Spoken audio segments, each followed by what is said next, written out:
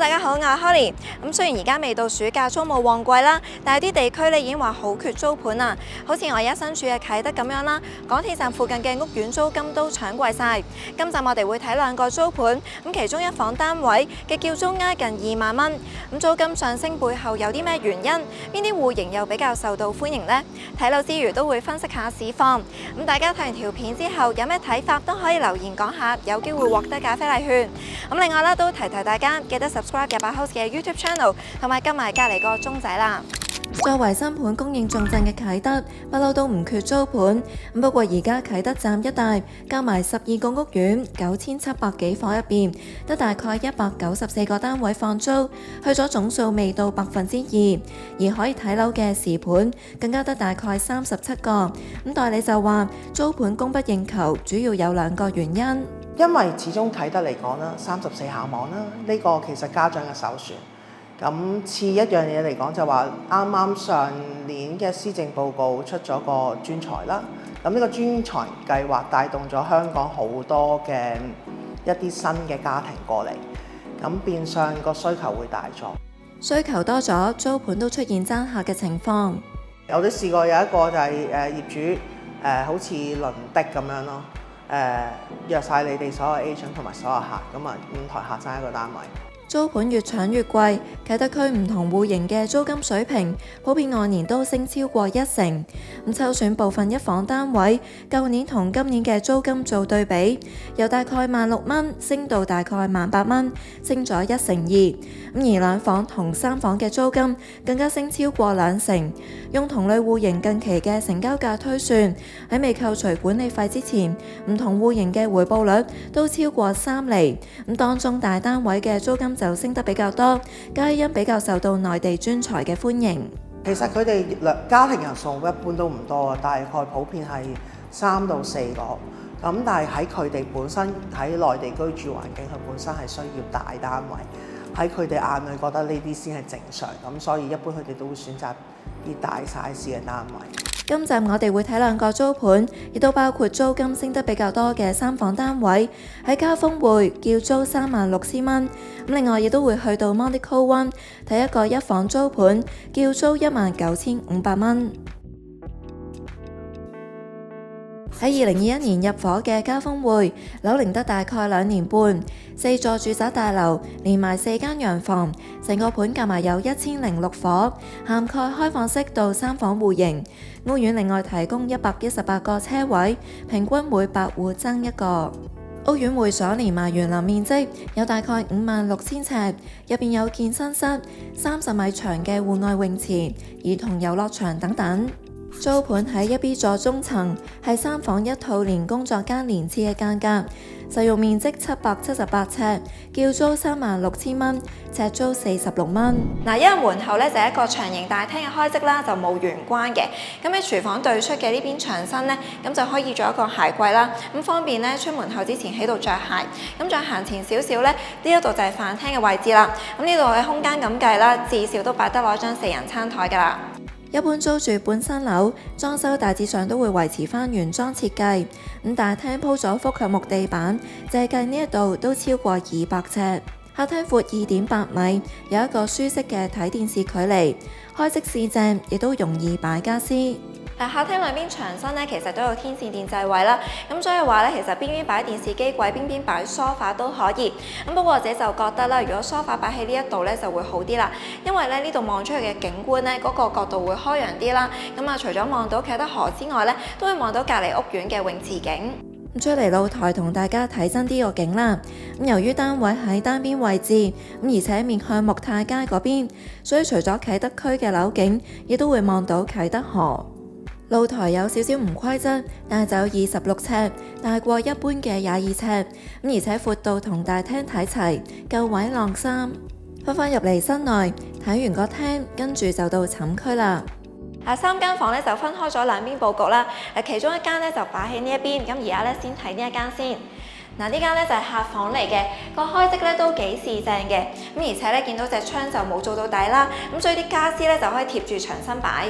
呢一間房有大概56尺，大過一般新盤細房嘅45尺，相信都夠擺床、衣櫃同書台，啱晒有小朋友嘅家庭啦。同客廳一樣向東，不過喺佈局上會凹咗入去，部分視野會俾隔離屋嘅牆身遮咗，冇個廳咁開揚。咁轉過嚟另一間客房睇下啦，雖然比頭先嗰間細啲，咁但係都有大概52尺，夠位擺晒基本家私。不過隻窗嘅開積就有機會影響家私佈局。呢間房隻窗嗰個闊度呢，其實佢都開到同成間房係差唔多睇齊啦。咁所以呢邊呢，就唔可以擺啲高身家私，咁變咗呢，比較理想嘅擺位呢，就係將張床呢打橫擺喺呢一度。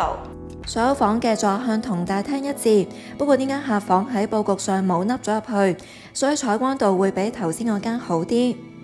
房間對面就係客廁，冇窗，採企缸設計，鏡櫃橫跨座廁同洗手盆，有唔少收納量。拉開廁所門，會發現呢一度有塊全身鏡，除咗護膚化妝之外，亦都可以整理全身儀容。而喺廁所行出嚟，再入已經係主人房啦。不過冇好似大部分嘅三房單位咁樣有條長走廊，咁皆因走廊擺咗喺房入邊。嚟到主人房，喺個右手邊呢，先係廁所，跟住呢都要再經過一條走廊仔啦，先至嚟到寢區。咁因為呢，佢係做一個轉角玻璃幕牆，連埋一個工作平台啊，咁所以啲家私呢都要褪向呢一邊擺噶啦。咁可能呢張床就至中啦，咁跟住衣櫃呢就擺喺呢一個凹位。事實上呢一條走廊仔已經去咗大概32尺，不過就算唔計呢一度，主人房嘅寢區空間都有大概86尺，夠擺家私之餘，都仲剩走動空間。呢一間房有2隻窗，分別向東同向北，可以起到對流通風嘅效果。大啲嗰隻相連一個16尺嘅工作平台，雖然一樣望到啟德河，但係比起個廳又再靠向北面多啲，所以同其他樓又會再近啲。想保障翻私隱度嘅話，就要加裝窗簾啦。至於主人套廁嘅配備就同客廁差唔多，只不過由企缸轉咗做浴缸，而且有窗通風，同客廳或者睡房嘅玻璃唔同。呢一度用咗半透明設計，可以加強私隱度。最後睇埋廚房啦，空間都幾闊啦，做咗 L 字形嘅工作台面，有唔少備餐空間。租住半新樓其中一個最大好處就係附設埋基本家電，呢度都唔例外，有齊煤氣煮食爐、蒸焗爐、洗衣乾衣機、雪櫃等等。廚房入邊仲有個工作間，開即呈 L 字形，入邊有個廁所仔，採取趟接門嘅設計，空間唔大，冇明確嘅淋浴位置。三房租盤供應唔多，不過近日同處一間極高層嘅單位就租咗39,000蚊。參觀租盤喺中層，計埋樓層因素，業主而家叫租36,000蚊都算合理。業主喺2020年年尾一手以大約1907萬買入單位，假設成功以36,000蚊租出，以項目每尺管理費大概5蚊咁計，扣咗每個月大約3800幾蚊嘅開支之後，實收大約32,100幾蚊，有大約2厘嘅回報率，略低過同類單位2.6厘嘅大市水平。睇返嘉豐匯整體嘅放租情況，根據我哋嘅28House 網站，而家有大概47個租盤，以1、2房為主。如果要揀3房租盤，面積細啲嘅話，就叫租34,800蚊。第二個睇嘅租盤喺嘉豐匯對面嘅 Monaco One， 成個項目一共分咗做2期，分別係 Monaco One 同埋 Monaco Marine， 加埋有2座高座同4座低座物業。今次睇嘅第一期得1座高座，提供492伙，涵蓋1房到3房間隔，喺2023年8月落成，入咗伙都未到1年。車位方面，2期加埋有1051個單位，共用100個，平均每10戶分1個。至於會所方面，一樣係2期共用，總面積有大概37,000尺，入邊有7,200尺嘅健身空間，大約60米長嘅室外泳池，大約12米長嘅室內泳池，同埋兒童遊樂空間。參觀租盤位於2B 座高層，係實用面積319尺嘅1房，叫租19,500蚊，尺租61蚊。嗱，因為門口咧喺我左手邊咧就係一個開放式廚房啦。咁其實呢度嘅工作台面咧都有翻咁上下深度啦。但係如果擺埋一啲電飯煲啊或者其他嘅家電嘅話咧，咁啊可能唔係好夠備餐空間。咁租客咧亦都可以考慮咧喺我前少少呢個位置啦，就擺一張餐台。咁喺度食嘢之餘啦，咁亦都可以做一個係準備食材嘅地方。同大家再仔細啲睇一個廚房啦，一手原裝嘅櫥櫃用咗白色飾面，整體設計簡約，星盤亦都有蓋板，有需要嘅話可以冚翻埋，加大工作空間。不過要留意嘅係，廚房對出就鋪咗少量嘅地磚，成個廳鋪覆及木地板為主，煮嘢食嗰陣要小心木地板會濕到水。已經配備咗基本家電，包括雪櫃、電磁爐、洗衣乾衣機等等。不過蒸爐擺咗喺雪櫃上面，位置比較高，拎蒸好咗啲食物嗰陣就要小心一啲啦。唔計開放式廚房同門口位，成個廳有大概133尺，闊2.6米。電視機櫃同埋梳化之間有一定距離。嗱，過到去客廳嘅盡頭咧就有個露台啦。咁但係如果平時翻風落雨要閂埋呢道門咧，咁過少少呢邊咧都有隻通風窗咧可以打開通風㗎。露台有22尺，面積同一般新樓嘅露台都差唔多。出嚟睇一個景啦，呢個單位向西北方，雖然喺高層，但係四周圍有唔少樓，水平線望出去都係以樓景為主，向下望先至會見到啟德河。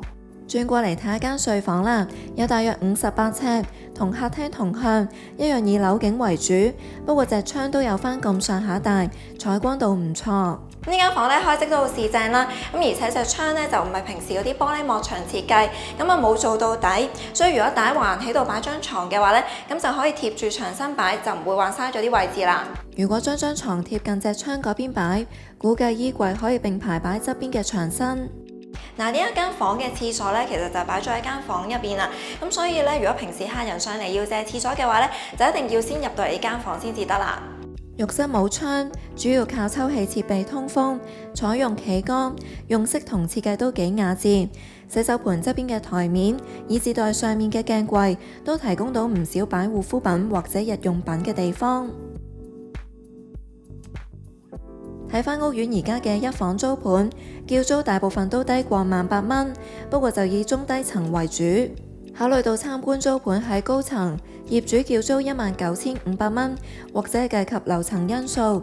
不過租客都可以試下講價，睇下有冇減租嘅空間。假設以19500蚊租出單位，以每實尺管理費大概5個3咁計，扣埋相關開支之後，業主每個月可以實收17800幾蚊。